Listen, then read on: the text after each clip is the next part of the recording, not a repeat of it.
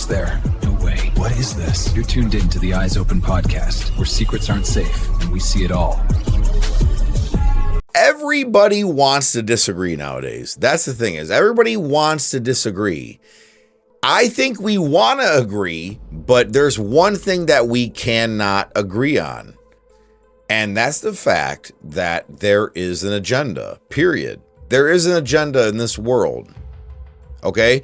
And what's crazy is somebody that I'm not going to tell you how closely I am affiliated with them, but they said themselves, one of the greatest human beings that ever lived.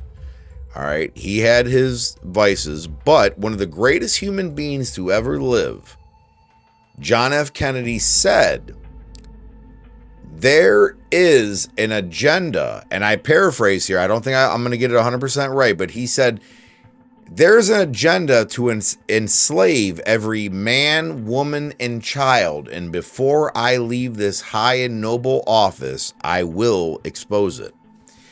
I'm sure I did not get that 100% right, but I know he said something close to that quote.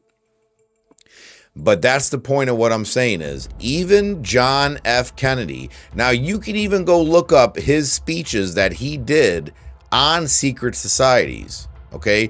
Go on YouTube, put in JFK speeches about secret societies. He even said that in a free and open society, secret societies are repugnant.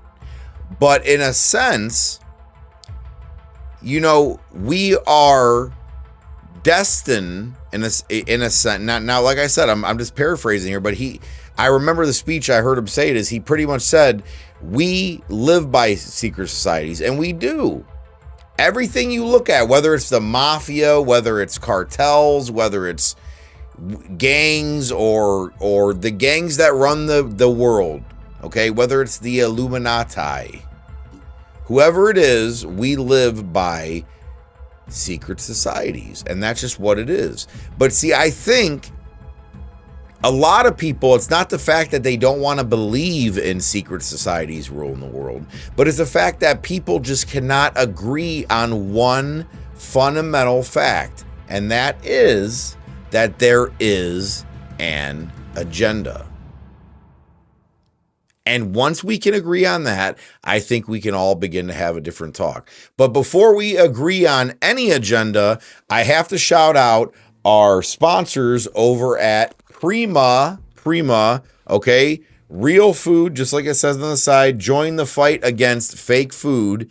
Prima makes real food, real protein bars for all my people out there that like a good protein bar, not chalky, not garbage, nothing but good, real ingredients, because that's what we respect on here is companies that promote real ingredients. That's it. Never will promote anything on here that has any fake ingredients in it because we try to keep it real here at the Open Eyes podcast. But check out Prima.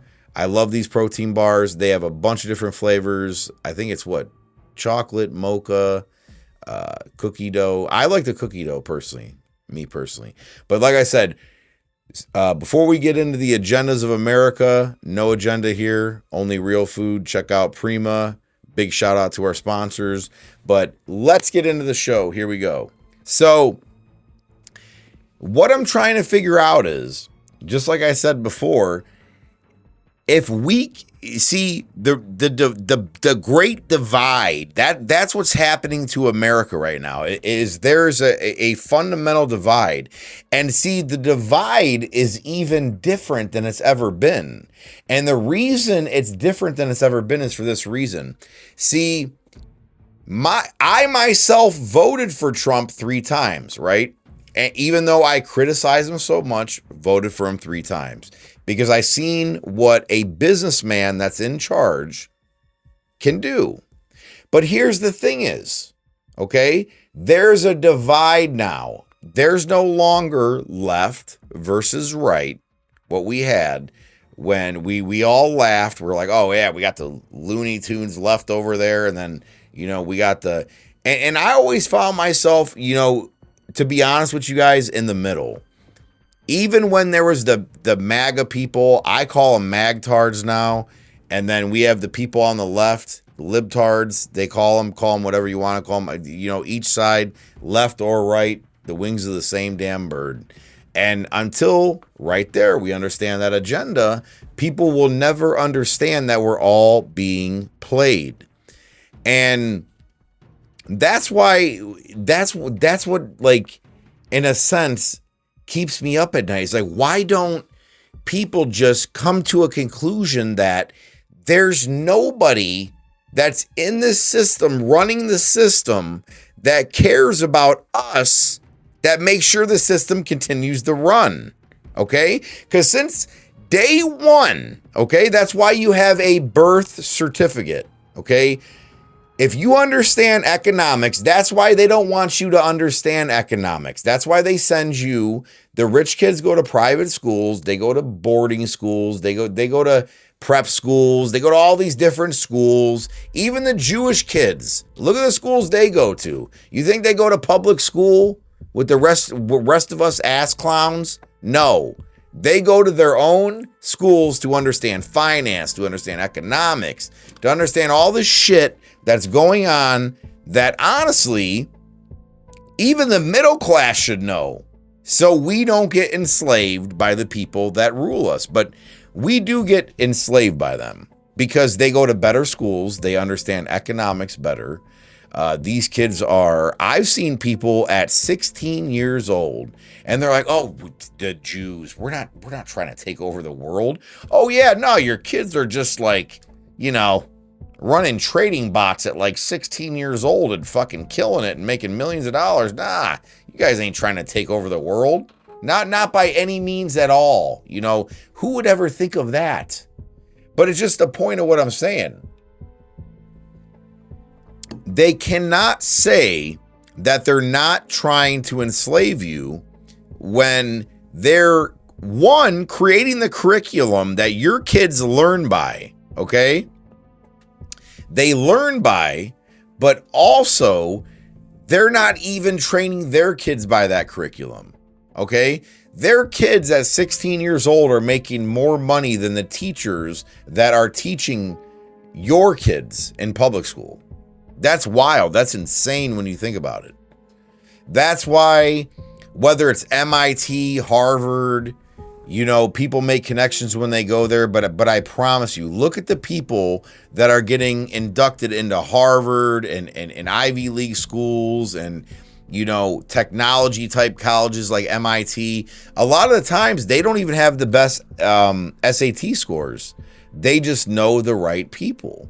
And when they get in there, they make connections, and that's the way it works. Do you really think, okay, George Bush Jr., okay, do you really believe that blockhead who went to an Ivy League school, he wouldn't even have been able to run our country without Cheney, okay? If anybody that knows anything about what's going on, okay, he wouldn't have been able to run our country without Cheney. And you believe a blockhead like that guy got into Harvard because of his SAT scores or because he was actually a good student? I mean, come on. And that's really only when people start to wake up, is when they start to realize is it's not what you know, it's who you know. And that's when you realize that, yes, there is an agenda.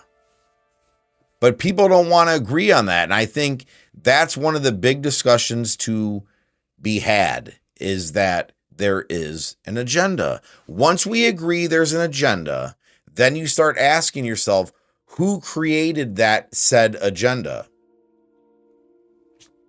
And there's all kinds of agenda. For the people that are in the conspiracy community, they know one of the biggest ones, the 2030 agenda, which is obviously we're in 2026. It's coming up very soon. But I recommend anybody that has not looked into the 2030 agenda, I could do a 5-part docuseries, like I've said about certain topics before, on the 2030 agenda. but I'm not going to lay it 100% out in this episode, but I'm going to let you guys know is if you're interested, go look into it. It'll show not only, and the 2030 agenda has been out for a while, okay? This isn't something that was just released this year. It's been out for a while. But you have to look at certain books written by like Klaus Schwab with the Great Reset, with everything that happened, you know, post-COVID within the first year, but even pre-COVID, they even told you, if you could soundbite every politician that said, oh, we're looking for how we can implement this New World Order, it's everywhere.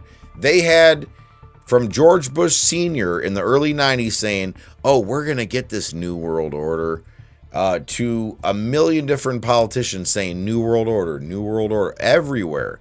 Because what you guys don't understand is the New World Order is an agenda that's been in place and being perpetrated right in front of your eyes as we speak. It's been.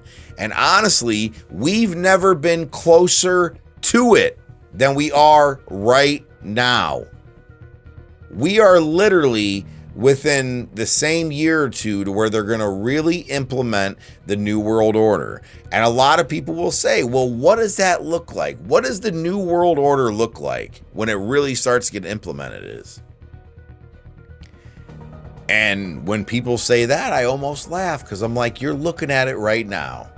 You're looking at federal agents in the streets violating, you know, judicial warrant orders and just breaking into people's houses because they think somebody's not a citizen of this country.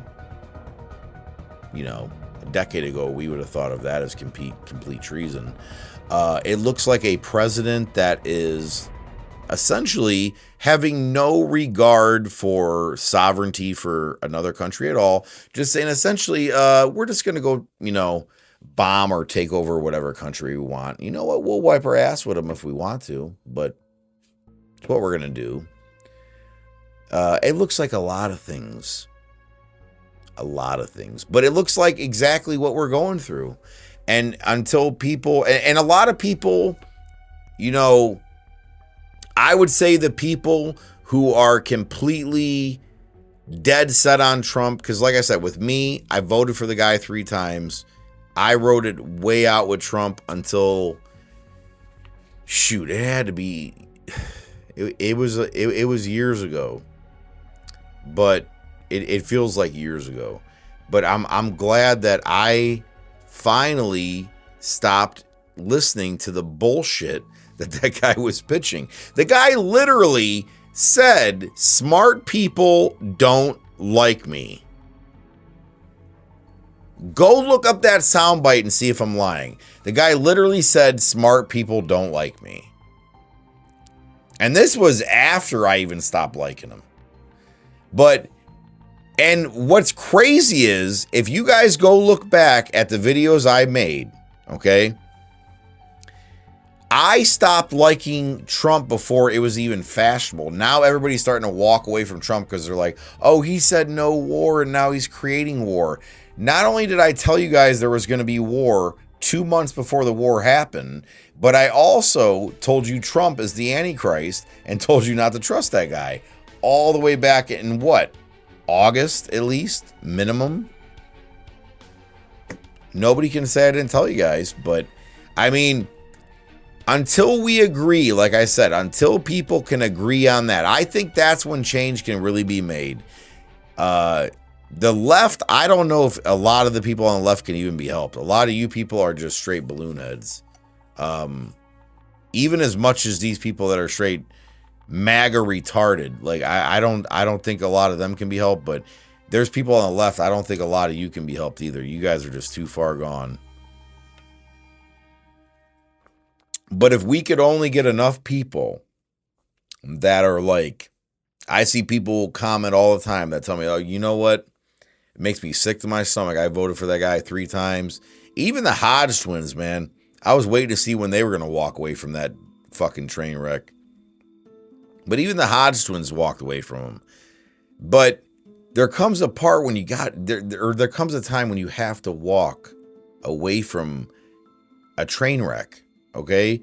And even before all this stuff went off, I felt kind of weird because I was like, dude, I'm gonna get a lot of ridicule from calling out Trump, and it was nothing personal at all. I had nothing against Trump personal at all. I honestly respected the fact that he didn't take no shit off nobody, carried himself like a businessman. I thought that's what the country needs. And his first term, that's what he did. But this second term, man, I'm telling you, if he hasn't showed you he's a part of the bigger agenda, that he's working for Israel, that he's just become like a giant dictator, dude. Has he not? Look at the videos I posted. He's like, I'm going to take Cuba, do what I want with it. I might, free it, sell it, do whatever I want it. Is that really where we're at? Are we really going to start doing that? Because it's crazy. Even liberals are jumping on that train now. They, like Bill Maher said, if Trump, takes over Venezuela, Iran, and Cuba, give him the Nobel Peace Prize. So we're getting peace prizes from taking over the world now, instead of just, having good diplomacy with other countries and minding our own business and bringing our troops home. And because, I believe the Bible, even Jesus said, blessed are the peacemakers. But, maybe we're supposed, from what these other Trump Christians will tell you, peace through war. So, claim peace, but start war. Now, correct me if I'm wrong, though. Doesn't, in the book of Thessalonians in the Bible say that when they promise peace comes destruction? It's kind of weird that Trump's coming up with these, peace boards, and then all of a sudden he wants to take over every country that's around. Now Cuba's on the table, Iran, you name it, Venezuela.